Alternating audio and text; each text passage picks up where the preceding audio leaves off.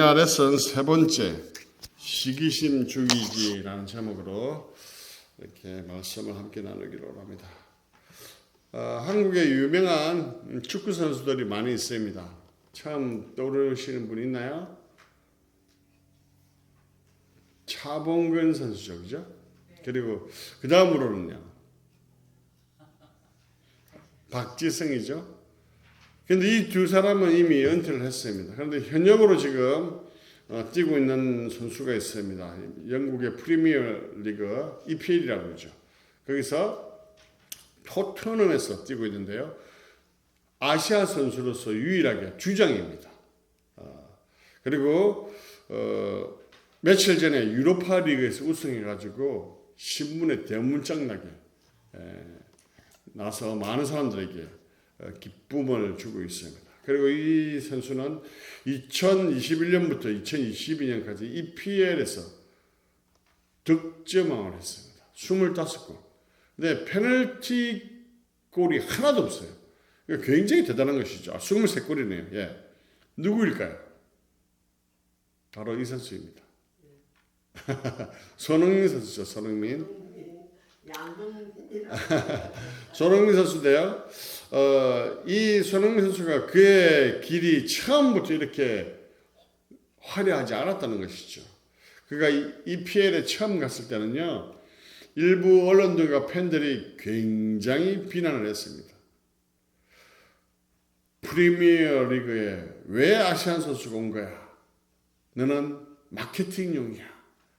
그리고 좀 있으면 방출될 거야. 이 편견과 비방과 비난이 난무했습니다. 왜냐하면 아시아 선수가 이렇게 EPL에 올 자격이 안 된다는 것이죠. 자기 자국에서도 또 많은 선수들이 있는데 저런 선수가 온다는 게 마음에 들지 않았고 시기심으로 그냥 마음이 가득했던 것입니다. 손흥민 선수는 이러한 시기와 비방과 그런 비난에 어떻게 대응했을까요? 그는 침묵했습니다. 말로 응답하지 않았습니다. SNS에 막 글을 남겨서 반박하지 않았습니다. 그는 경기장에서 말했습니다. 골로 말했고 실력으로 말했고 헌신으로 증명을 했습니다. 그리고 지금은 축구의 레전드라고 불릴 정도로 아주 많은 사람들이 그의 축구 실력에 아무도 이제 토를 달지 않게 됐다는 것이죠. 오늘 본문에도 보면요, 비방받는 한 사람이 나옵니다. 이야기가 나오는데요. 누굴까요? 모세. 그렇습니다. 모세입니다. 그렇다면 왜 모세를 비방하고 있을까요? 또 그리고 그 모세를 비방하는 사람들은 누구입니까?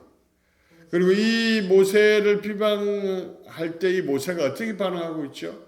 그런 모세를 비방하는 모습을 본 하나님은 또한 어떻게 반응하고 계십니까? 또 그 결과는 어떻게 되었을까요?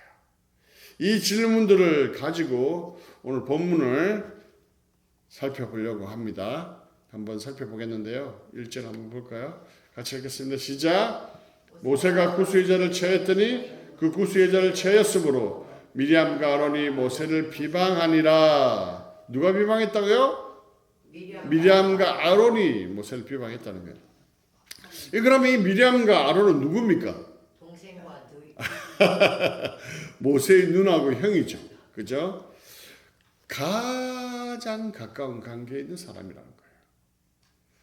비방은요, 가장 가까운 사람들에게 받을 때 굉장히 아픕니다. 쓰립니다. 상처가 큽니다. 슬퍼요. 그렇죠. 슬프죠. 예. 자, 미국의 반대편이 어딘지 아세요? 반대편 나라가? 뭐 정확하진 않지만 정확하게 위치를 따질 수 있죠. 미국 땅이 워낙 크니까 그죠? 모잠비크라고 합니다. 예, 모잠비크 거기에 있는 사람이 만약에 비방한다면 어떨까요? 왜 그따위로 살아? 그렇게 하면 안 된다니까? 막 이렇게 비방한다면 과연 하루 종일 밥맛이 없고 기분 나쁘고 화나고 짜증 날까요? 아닐 거예요. 그냥 무시하면 됩니다. 안 보이는데 뭐 반대편에 있는 사람이 하든지 말든지. 그죠? 그런데 가장 가까이 있는 가족이 만약에 나를 비방한다면, 아니면 직장에 있는 동료가 나를 비방한다면, 심지어는 교회에서 누군가 나를 비방한다면 그 상처는요 매우 클 겁니다. 매우 아플 것입니다. 특히 본문을 보면 대제사장의 이름이 먼저 나오는 게 아니고 누구 이름이 먼저 나오죠? 미디암 이름이 먼저 나옵니다. 그죠? 성경에는 가부장적인 그 경향이 있잖아요. 그래서 항상 남자 이름이 먼저 나오든지 아니면 또 뭐 아버지라든지 하여튼 위계 질서에 따라 나오는데 오늘은 누가 먼저 나와요? 미디암이 나오고 있다는 거죠. 이게 뭐냐면 이 미디암이 이 비방을 주도했다는 걸 의미하고 있습니다. 그렇다면 왜 이 미디암과 아브론이 모세를 비방하고 있었을까요? 그 내용은 보면 누굴 모세가 어떤 사람을 취했다고요? 구스 여자를 취했다는 거예요. 여기서 취하다 이 단어는요 히브리어로 라카흐라고 해요. 라카흐. 이 아내를 삼다, 결혼하다 그런 의미입니다. 자, 구스 여자를 아내로 삼았다는, 결혼했다는 거예요. 그럼 구스는 또 어느 땅입니까? 이 구스는 아프리카의 이디오피아 땅을 이야기합니다. 그런데 성경에 이 구스라는 땅이 아프리카의 이디오피아일 뿐만 아니라 하박국 3장 7절을 보면 미디안 지경에 있는 구산의 장막을 또한 구스라고 합니다. 즉, 이 여인은 아프리카 여인일까요? 아니면 이 미디안의 여인일까요? 누구입니까? 이게 이제 학자들 간에 여러 가지 견해들이 달라요. 그래서 어떤 사람은 모세가 처음 결혼한 여자가 누구죠? 모르시는군요. 십보라잖아요. 십보라인데 미디안 여자예요. 그래서 학자들이 이 사람이 십보라다 라고 하는 사람도 있고 어떤 사람은 아니다. 이디오피아 여자다 라고 하는 그 견해가 있습니다. 십보라를 구스의 여인이라고 이렇게 보는 학자들이 있는데요. 왜 그러냐면 성경의 다른 부분에 어떤 십보라가 죽었다는 이야기가 나타나지 않습니다. 그래서 이 구스 여자가 십보라일 것이다. 그래서 모세가 아내 십보라를 출애굽한 후에 혼자 가잖아요. 이집트로 그죠? 그래서 출애굽한 후에 이제서 만난 거죠. 그래서 십보라가 이제 이스라엘 공동체에 들어옴으로 인해서 이렇게 아내가 됐다라고 학자들이 주장하고요. 또 한 학자들은 새로운 아내인 이디오피아의 이 여인을 아마 십보라는 죽고 이 여인을 맞이했다라고 이야기를 합니다. 그렇다면 모세가 이렇게 새로운 아내로 십보라를 아내로 맞이했든지 아니면 이디오피아 여인을 맞이했든지 어쨌든 이게 비방할 일일까요? 신명기 7장을 보면 이스라엘 백성들에게 가나안 족속과 통혼하지 말라라고 엄격하게 말씀하고 있습니다. 그러나 이 구스 족속은요 가나안 백성들이 아니거든요. 그렇다면 이러한 결혼은 율법적으로 금지된 결혼이 맞을까요? 아닐까요? 아니죠. 그죠? 따라서 모세가 이방 여인을 취한 것 자체가 율법을 어긴 죄는 아니라는 거죠. 그럼 비방의 근거가 되지 못한다는 것입니다. 만약 구스 여인, 그러니까 이디오피아 여인이라 할지라도 지난주에 말씀드렸던 것처럼 이스라엘 백성은 개방되어 있었습니다. 그렇기 때문에 만약에 이스라엘 백성으로 다시 들어오기 위해서 뭐라고 이야기하죠? 이스라엘 백성을 들어오기 위해서 남자 같은 경우는 할례를 행하고 여러 가지 그 절차를 거치면 이스라엘 백성들로 편일될 수 있었어요.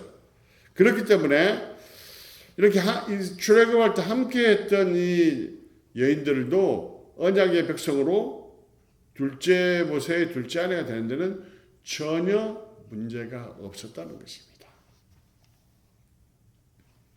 그런데 왜 미리암과 아론은 모세를 비방하고 있을까요?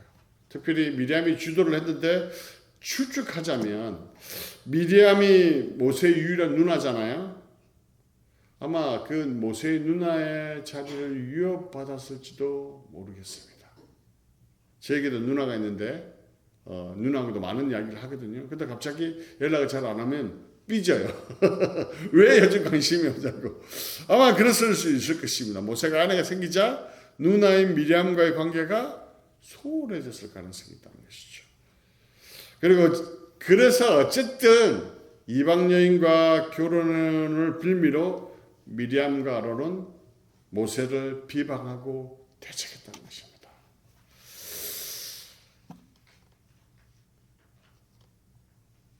그런데 모세를 이렇게 비방하면서 미리암과 아론이 뭐라고 얘기합니까? 말씀 보겠습니다. 시작. 그들이 이르되 여호와께서 모세하면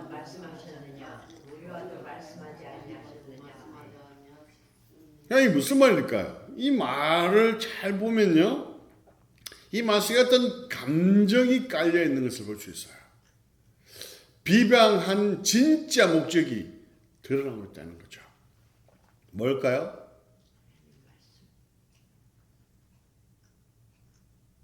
바로 시기심이었다는 거예요. 시기심. 모세가 홀로 여호와와 백성들 사이에 중보를 하는 독자적인 위치를 가지고 있는 그 모세에 대해서 강한 시기심을 가지고 있었다는 거예요. 모세만의 그 혼자만의 가지고 있는 그 지도력, 리더십에 대해서 시기심을 가지고 있었다는 거예요. 사실 미리암도 여선지자였습니다. 하나님의 말씀을 대변하는 여선지자였어요. 그리고 아론은 누구죠? 뭐죠? 어떤 직분을 가지고 있었죠? 대제사장. 그냥 제사장도 아니고 대제사장. 그래서 그 성막에 안에 들어서 하나님의 음성을 직접 듣기도 했던 그런 사람이었습니다. 그러니까 그들도 모세처럼 이스라엘의 지도자가 될 수 있다고 생각했던 것 같습니다.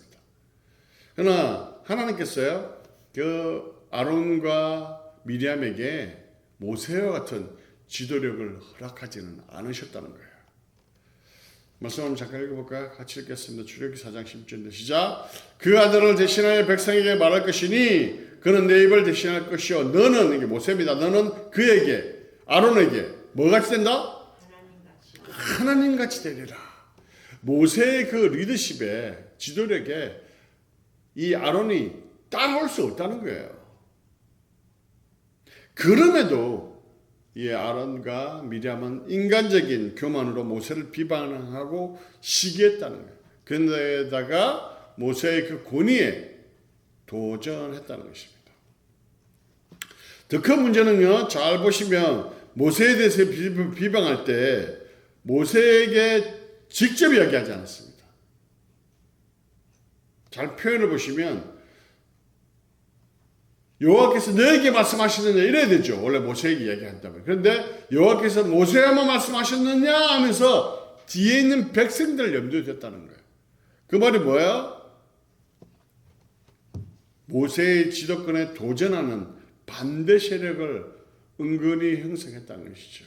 모세가 지도력을 발휘하고 마음대로 하는 것 같은 그런 거에 저항의 마음을 가지고 있는 그런 사람들에게 은근히 이렇게 모세에게만 말씀하셨느냐 나에게도 말씀하셨다 하며 이 백성들을 은근히 반역하도록 만들었다는 것이죠. 이건 백성들에게 굉장히 심각한 영향력을 줬습니다. 나중에 레위 자손인 고라 자손이 어떻게 합니까? 반역을 하잖아요. 250명이나. 이 고라의 반역을 하게 되는 결정적인 영향력을 바로 여기서 받게 되는 거예요. 그래서 시기심은요, 이렇게 굉장히 무섭습니다. 반드시 제거하고 없애버려야 할, 죽여야 할 갑작이라는 것이죠. 제가 시기심 없애기, 시기심 지우기 이렇게 하지 않고 죽여야 한다고, 죽이기라는 표현을 강하게 쓴 이유는 뭐냐면 그에 대한 영향력이 너무나 크고 무섭기 때문에 그렇습니다. 이렇게 시기심은요, 처음으로 나타나는 게 뭐냐면 바로 비방으로 나타나요. 그것은 바로 미리암과 아론이 모세에 대한 비방이 바로 죄송합니다. 이 시기심으로부터 나왔다는 거예요. 시기심으로부터. 그런데 중요한 것은 이 시기심에 의한 비방에 대해서 모세가 어떻게 반응하고 있냐. 굉장히 중요하거든요. 어떻게 반응하고 있을까요? 같이 읽겠습니다. 시작. 이 사람 모세는 온유함이 지면의 모든 사람보다 더하더라. 미디암과 아론의 비방에 대해서 모세의 반응은 본문에 전혀 나오고 있지 않습니다. 다 이 표현만 하고 있습니다. 이 표현을 통해서 모세가 미리암과 아론에게 비방을 어떻게 다루었는지를 잘 알 수 있죠. 아론과 미리암 가장 가까운 가족이었어요. 지금까지 함께 그 어려운 순간들을 해왔던 사람입니다. 그 사람들이 자신을 비방할 때 참 상처가 컸을 것입니다. 화도 나고 정말 굉장히 힘들고 아팠을 것입니다. 그래서 크게 소리치면서 내가 무엇을 잘못했냐고, 내가 이런 비방을 받을 이유가 없다라고 논문을 써도 몇 권은 쓸 수 있었을 것입니다. 그러나 그는요, 조용히 이 시간을 지나가기를 기다리며 기도하며 기다렸다는 것이죠. 그렇게 성경은 그를 지면의 모든 사람보다 더하다 이렇게 평가하고 있다는 것이죠. 사실은 모세도 굉장히 다혈질적이잖아요. 애굽에 있던 그 병사를 그냥 한 방에 쳐갖고 죽일 정도로 다혈질적인 사람이었습니다. 그리고 광야에서 그렇게 훈련을 받고 하면서 이렇게 온유해진 것이죠. 온유의 뜻이 뭡니까? 온유는요, 힘이 있음에도 불구하고 그 힘을 사용하지 않는 것, 그게 바로 온유라는 거예요. 모세가 60만 장정의 지도자잖아요. 그죠? 전 인구는 200만이지만 장정만 하면 60만이에요. 그게 지도자입니다. 모세에게 정예부대가 없었을까요? 있었겠죠. 그들을 불러서 누나고 형이고 막 그냥 영모로 엮어서 그냥 다 그냥 처단해버려 하면 그럴 수 있었습니다. 그러나 그는 그 처분을 자기의 손에 피를 묻히지 않아요. 하나님 앞에 맡깁니다. 그런 사람이 또 한 명 있죠. 누굽니까? 맞습니다. 예수님. 많은 바리새인들이 시기를 받죠. 다윗도 있잖아요. 다윗. 사울에게 시기를 받았고 얼마나 쫓겨다녔습니까? 10년을 광야에 쫓겨다니잖아요. 그때 죽일 기회가 있었습니까? 없었습니까? 있었습니다. 2번이나 있었어요. 그럼 어떻게 합니까? 하나님의 기름 부은 종이기 때문에 내가 손대지 않겠다. 하나님께서 하실 것이다 라고 하잖아요. 그러니까 하나님께서 알아서 다루시죠. 마찬가지로 이 모든 걸 하나님께 맡기니까 하나님께서 모세를 대신해서 나서십니다. 그리고 뭐라고 그러죠? 세 사람을 회막으로 부르시죠. 갑자기 나타나셔. 그죠? 그리고 아론과 미리암에게 다음과 같이 이야기합니다. 6절 볼까요? 같이 읽겠습니다. 시작. 이르시되 내 말을 들으라. 내 중에 선지자가 있으면 나 여호와가 환상으로 나를 그에게 알리기도 하고 꿈으로 그가 말하기도 하거니와. 7절. 내 종 모세와는 그렇지 아니하니 그는 내 온 집에 충성함이라. 8절. 그와 내가 은밀한 말로 하지 아니하며 그는 또 여호와의 형상을 보고는 내가 어찌하여 내 종 모세를 비방하기를 두려워 아니하느냐. 9절. 여호와께서 그들을 향해 진노하시고 떠나심에 이렇게 됐습니다. 뭡니까? 모세는 너희와 다르다라고 분명하게 얘기합니다. 너희들과는 환상으로 꿈으로 간접적으로 소통하는 정도지만 모세와는 대면하여, 이거는 히브리어 원어적인 의미로 보면요, 입과 입을 맞대어서 이야기한다는, 그 정도로 친밀하게 이야기한다는 것이죠. 그리고 말씀의 권위가 입에서 입으로 주어지니까 얼마나 강력한 말씀이겠습니까? 그죠? 그렇기 때문에 모세와 견줄 자가 없다라고 얘기를 합니다. 하나님께 모세의 편을 들어주고 계신 것이죠. 그리고 모세는요, 하나님 앞에 신실하고 충성된 종이었다는 거예요. 하나님께 인정받았다는 거예요. 하나님께서 다 알고 계신다는 거예요. 그리고 하나님께서 모세를 어떻게 표현합니까? 내 종, my servant, 나의 종. 그렇게 이야기하고 있잖아요. 하나님과 어떤 관계인지를 명확하게 보여주고 있습니다. 우리가 11장에 살펴봤지만 백성들이 고기가 먹고 싶다고 얼마나 원망합니까? 그죠? 우리가 그때 읽지는 않았지만 그때 그 모세가 그게 너무 힘들었어요. 그 집이 너무 힘들고 막 중압감이 시달려서 이러실 거면 그냥 죽여달라고 그럴 정도로 모세가 힘들었습니다. 말씀 볼까요? 같이 읽겠습니다. 시작. 책임이 심히 중하여 나 혼자는 이 모든 백성을 감당할 수 없나이다. 주께서 내게 이같이 행하실진대 구하옵다니 내게 은혜를 베푸사 즉시 나를 죽여 내가 고난당함을 내가 보지 않게 하옵소서. 이렇게 모세는 그 백성들의 그 요구와 그 불평과 그게 굉장히 힘들었다는 거예요. 그러니까 하나님께서 나중에는 70인 장로를 세워주시죠. 그죠? 그렇습니다. 이것뿐입니까? 백성들이 너무나 또 광야 가운데 불순종하니까 하나님 뭐라고 얘기하십니까? 와, 하나님 굉장히 무서우십니다. 다 죽여버리자. 다 죽여버리고 새롭게 백성을 만들자 이렇게 얘기합니다. 모세가 뭐라 그랬을까요? 짜오 진짜 그렇게 합시다 이렇게 했을까요? 아니에요. 그렇지 않았습니다. 모세는요 자기의 영원한 생명까지 내가 생명책에 내 이름이 지워진다 할지라도 저들을 용서해 주십시오. 살려주십시오라고 모세는 기도했다는 것이죠. 그런데 성경의 어느 부분에도요 이러한 상황에 있을 때 미리암과 아론은 무엇을 했다는 말이 하나도 나오지 않습니다. 그래놓고 이제 와서 혼자서 지도권을 독차지하니 뭐니 하며 자기들도 권리가 있다고 주장하는 그 모습을, 그러면서 모세를 비방하는 모습을 하나님께서 기뻐하셨을까요? 기뻐하지 않으셨다는 거예요. 그렇게 비방하는 것들을 향하여 진노하셨다 이렇게 말씀하셨습니다. 그리고 그 결과가 어떻게 됩니까? 10절 같이 읽겠습니다. 구름이 장막에 떠나갔고 미리암은 나병에 걸려 눈과 같더라. 아론이 미리암을 본즉 나병이 걸렸는지라. 미리암이 나병에 걸리고 말았어요. 근데 아론은 왜 안 걸렸죠?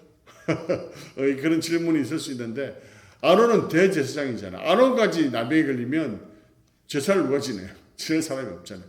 그래서 아니었다, 뭐 걸리지 않았다 이렇게 이야기하시는 분도 있습니다. 뭐 거의 일리가 있는 말이겠습니다. 어쨌든 모세에 대한 비방의 결과로 이 미리암이 나병에 걸리고 맙니다. 근데 이걸 보고 모세가 어떻게 했겠습니까? 아이고 잘됐다 그럴 줄 알았다. 그러더니 나 비방하더니 잘됐다 그랬나요? 아니요. 이 모세는 그냥 간도 썰기도 없는가 봐요. 어떻게 합니까? 미리암의 나병을 고쳐주기를 원합니다 라고 간절히 기도합니다. 그 결과 어떻게 됩니까? 15절 같이 읽겠습니다. 시작.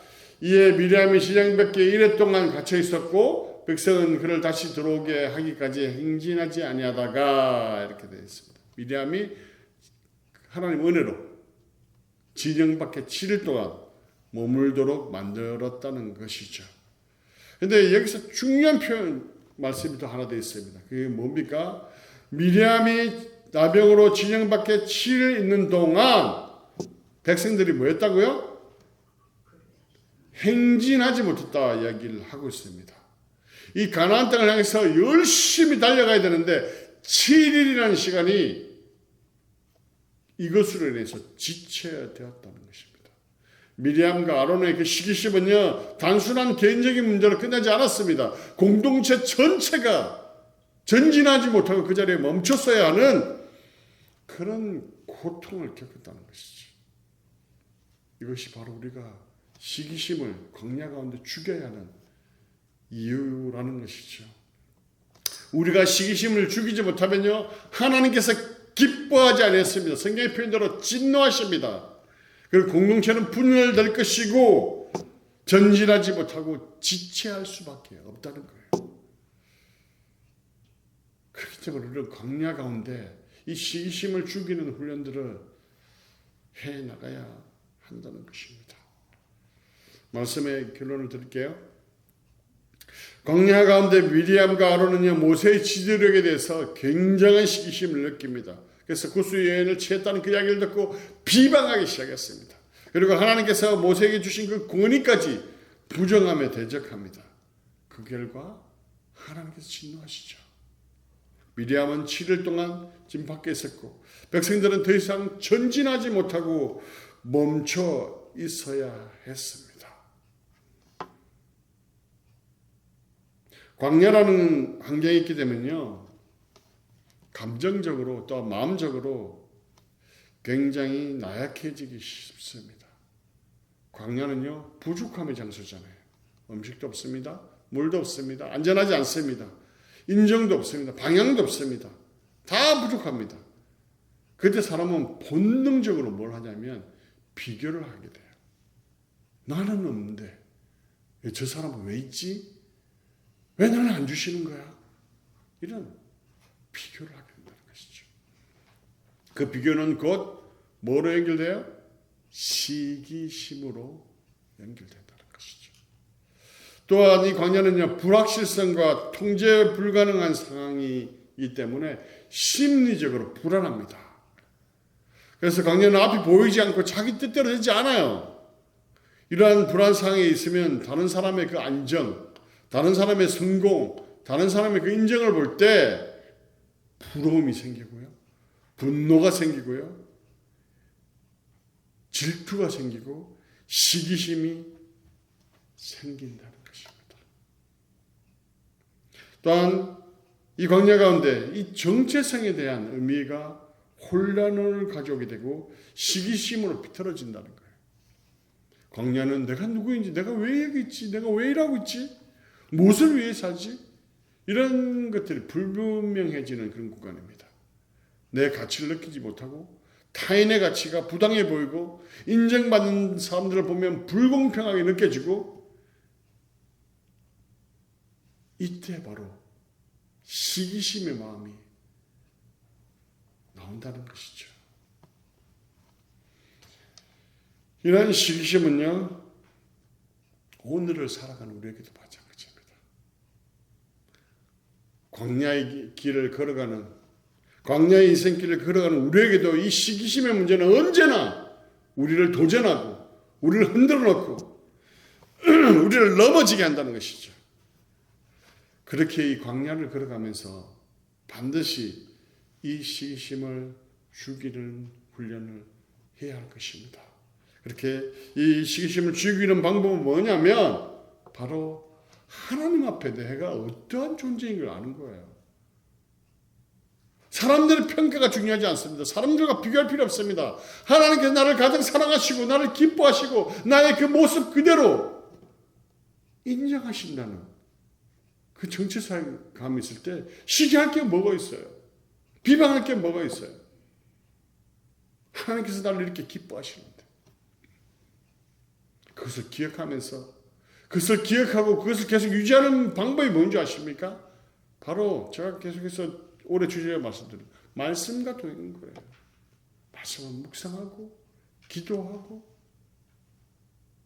말씀을 읽고 그 가운데서 나에게 주시는 그 메시지들을 늘 기억하고 내가 하나님께서 나를 얼마나 사랑하시니 기억하고 나갈 때 이런 시기심, 이 나를 통제하거나 나를 지배할 수 없다는 것입니다. 사랑하는 성도 여러분, 여러분의 삶 가운데 날마다 하나님과 늘 말씀 가운데 동행하시고 광야 가운데 특별히 더 그렇습니다. 광야 가운데는 여러 가지 결핍과 문제들과 감정의 문제들이 많이 우리를 흔들어요. 그럴 때일수록 하나님께 더 가까이 나가시고 말씀을 묵상하시고 기도하시는 가운데 이 시기심의 문제들을 잘 극복하셔서 여러분 삶 가운데 늘 충만한 은혜로 가득한 여러분 되시기를 주님의 이름으로 간절히 축원합니다. 아멘.